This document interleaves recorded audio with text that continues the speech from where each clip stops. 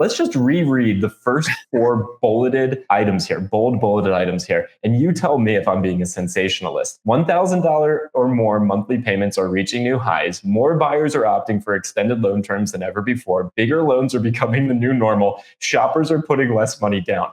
I mean, these four bullet points shape what's going on in the US car market today and how broken it is. The big story, however, this morning, Pops, comes by way of our friends over at Edmunds. And holy cow, the auto finance bubble keeps getting bigger. A record 1 in 5 new car shoppers committed to a $1,000 or more monthly payment in the second quarter of 2025. And more consumers are signing themselves up for 84-month or longer auto loans. And you can see it says it right there, underscoring affordability challenges for car shoppers. What does the Edmunds data share, highlight for us today, Dad? And why is it such a big deal? Well, it highlights for me why I am so proud of myself for committing to a 36-month lease at $373 a month. Thus, like saving $700 a month compared to 20% of the financing out there. It is absurd to me, or maybe inconceivable to me, that 20% of the people that are buying cars are signing up for a monthly car note payment.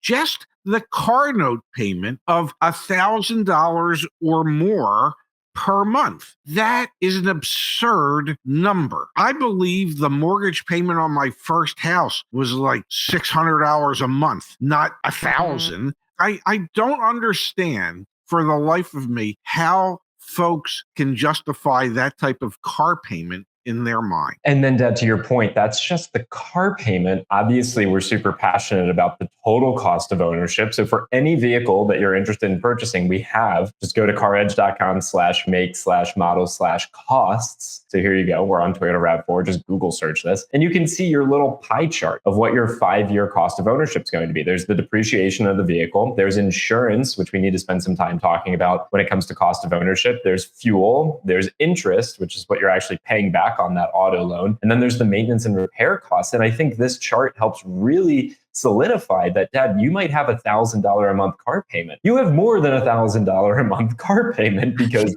there's depreciation. No one thinks about that. There's your insurance premiums, which again, do your research on that. There's the fuel, there's the interest expense, there's maintenance. I mean, it is so expensive. And that's why I'm saying there's an even bigger bubble brewing, because the second line item in the Edmunds report is you have even more. So you have $1,000 a month payments hitting records, and then you have more and more buyers choosing to do 84-month financing. Those two things at the same time is bad. I mean, there's just no other way to say it. They're not good indicators. Well, no, they're not good indicators for the long-term health of the economy and the long-term financial health of the borrowers. When you have to commit to an 84-month loan, that's 7 years, ladies and gentlemen, in order to have an affordable car payment. Let's face it, most cars have a 3-year, 36,000-mile bumper-to-bumper warranty and a 5-year, 60,000-mile powertrain warranty.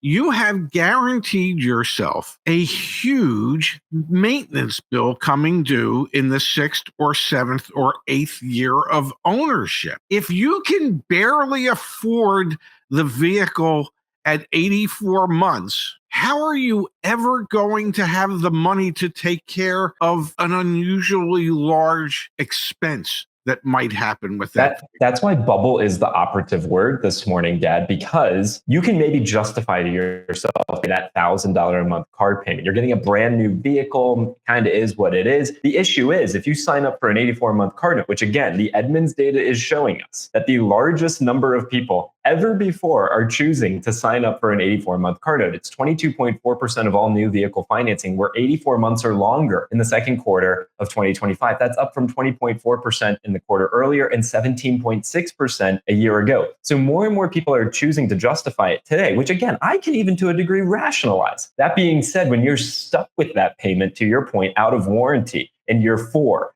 5, 6, or 7, and you're still paying $1,000 a month, and your vehicle's value is nowhere near close to what you still owe on the loan, and you have a disastrous oh crap moment where you have to pay for some sort of maintenance or warrant or work that would have been covered by warranty but isn't. That's the bubble, man, is all those people that are going to be in that situation a few years from now. And we're already seeing it to a degree with people who made these decisions a couple of years prior who are now so upside down and underwater on their car loads. It's only going to get worse. If we can accept the reality that it's only going to get worse, at a certain point, you have to look at this seasonally annual adjusted sales rate for automobiles and understand that in the future, that number is not going to grow. Which Dad, in the pre-tariff world, we were seeing pull ahead. So the seasonally adjusted annual run rate of vehicles sold was 17 million, 17.8 million. And then what happened in May? It dropped down to 15.6. What is the expectation for June? Edmunds came out and said it's going to be 15 million. You have this huge pullback in vehicle sales right now. This industry, we've talked about it forever ad nauseum. It shoots itself in the foot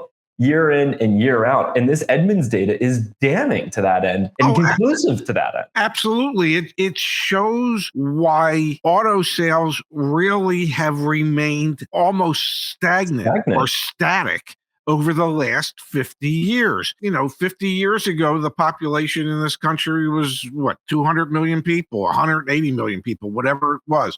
Today, it's 330 million people. Yet, on average, we're still selling the same number of new cars. You have more people that should be able to buy them that can't. When you start putting people into 84-month loans, 96-month loans. We know of some banks that are offering 10-year notes, 120-month loans. What you are pretty much assuring yourself in the future is that sales will have to go down. These people who are doing this are not putting enough cash down so that they will be in an equity position anytime soon. Best guess on an 84-month note, what you owe should be equal to or slightly less than what the value of that vehicle is. People don't like to wait 6 years to get a new car. It doesn't increase sales if you're asking your customers to have to wait 6 or 7 years. So at some point, either vehicle pricing has to come down, interest rates have to come down, whatever, to make it more affordable, or we just have to accept the fact that we have reached the peak of sales that we're ever going to see, and it's only going to go backwards from this point forward. Hence, robo-taxis, Lyft, Uber. Fewer and fewer Americans will own cars and own new cars, and we will become a society that no longer owns vehicles because, they just became unaffordable. The other confounding aspect of this Edmunds data that tells me the bubble is getting bigger, you can see it's right there. Bigger loans are becoming the new normal. Shoppers are putting less money down. Let's just reread the first 4 bulleted items here, bold bulleted items here. And you tell me if I'm being a sensationalist. $1,000 or more monthly payments are reaching new highs. More buyers are opting for extended loan terms than ever before. Bigger loans are becoming the new normal. Shoppers are putting less money down.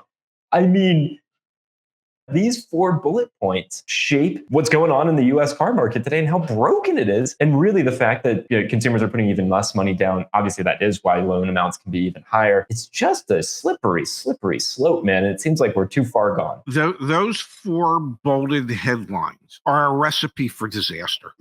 You are, if you looked in a cookbook and it said, hey, let's cook up a disaster. Well, the first ingredient would be getting people to agree to car loan amounts that are truly unaffordable. And then the second ingredient would be getting people to agree to pay even over a longer term and making that the new normal. And then the fourth ingredient would be don't worry about it. You don't have to put nearly as much money down.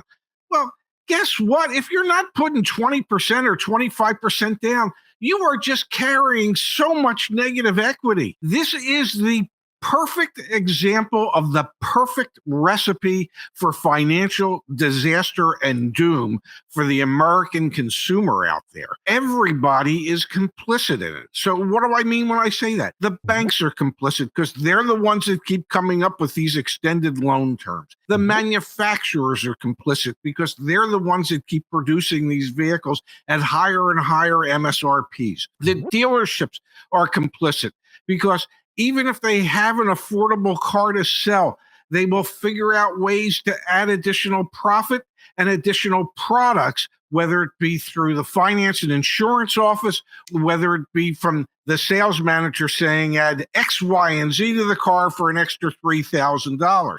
And the American consumer is complicit because they buy into it and they are willing to go along with it. And at a certain point, the whole damn thing is just going to explode. For the life of me, I don't understand why people can't see it. Maybe they can, they just choose not to.